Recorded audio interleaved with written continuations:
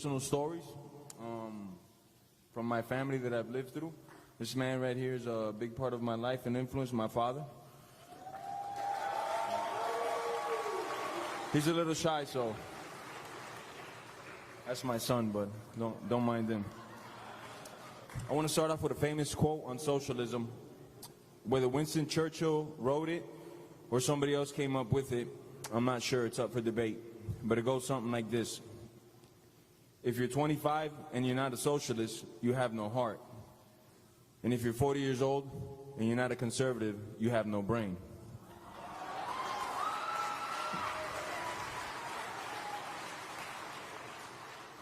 I don't know who came up with the quote, but I promise you this. They were not from Cuba. They were not from Venezuela. You see, there's not no 25-year-olds over there. Everybody living in that system is either starving in the streets, waiting for food, rotting away in jail because they spoke up against government corruption, or trying to find a way to risk their life and get over here to this free country. Yes, sir. Let that sink in. So when they asked me to speak at this rally, I said, hell yeah. Right away. I gave him a quick heads up. I'm not a politician, obviously. I'm not going to wear a fancy three-piece suit to impress nobody. And I'm not going to use big fancy words to show you how smart I am. I'm not schooled in a lot of these political issues like some of you, but I do know Latinos. And I can tell you one thing, Latinos are not lazy. We sure as hell is not. Latinos are not looking out for a handout. Latinos don't want free stuff. We want freedom. Opportunity.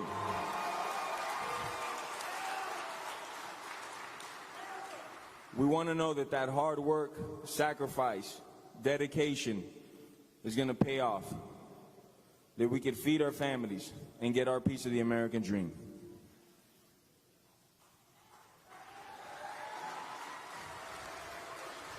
We want hard work. And the reason we welcome that hard work is because we owe it to our parents and grandparents that risked their lives to get over to this great American country. My father escaped Cuba at the age of 14 on an inner tube, 6 days at sea. That's right, I said a tire. Praying every minute of it that he'd get to a free country where he could start a family and get back everything that socialism stole from him.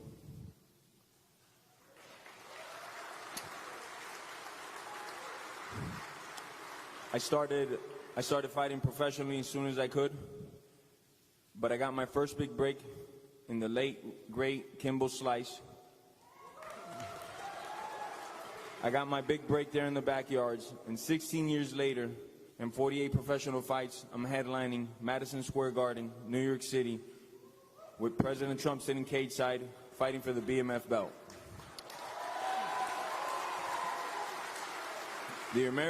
The American dream at its finest. I literally started from the streets. A couple years later, I was in the big leagues.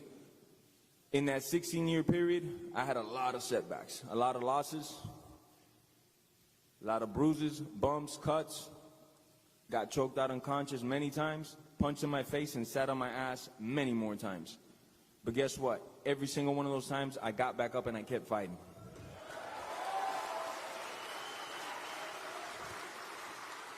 I already told you why I got back up. Because I owed it to my mother, I owed it to my father. And that obligation, like me, is on millions of us that owe it to our parents and grandparents that risked their lives to get here, to give everything we got to take opportunities that we have here in this country that we don't back home. Thank you, Dad. He's a cool guy.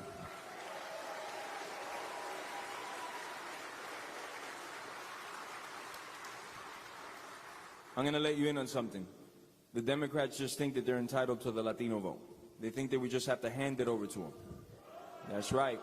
We sure as hell don't. Así mismo. Así mismo. They got to show us what they can do for us, what they can do for our communities. We're not going to buy the same wolf tickets and false promises that destroyed great countries like Venezuela and Cuba. It's not going to happen. You know what else is not going to work for them? Playing Despacito on your cell phone to pander to us. Hell no. you got to give us some credit for having heads on our shoulders. I'm going to wrap this up with some words of Barack Obama. He said elections have consequences. That is true. And those words have never been more true than they are today. We either re-elect President Trump and keep America great. Amen. Or we let Joe Biden destroy the greatest country the world has ever seen. Now, I'm a professional athlete, and I've been one for most of my life, so I've always seen things through a sports lens. That makes Donald Trump our head coach, and before the global pandemic, we were winning Super Bowls. And when you're winning Super Bowls, you don't fire the coach. Doesn't matter if you don't like the plays he runs, the players he puts on the field, or what he says on Twitter. You sure as hell don't replace him for another coach that's been in the business for 47 years at every level and never won a fucking game.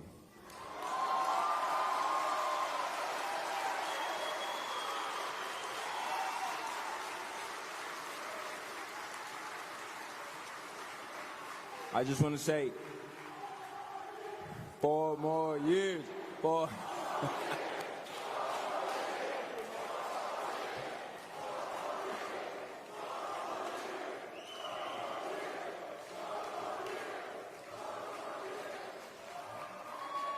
I want to say, God bless America, and it's a pleasure and an honor to introduce the next person that's coming up here to speak, the man himself, Don Jr., everybody.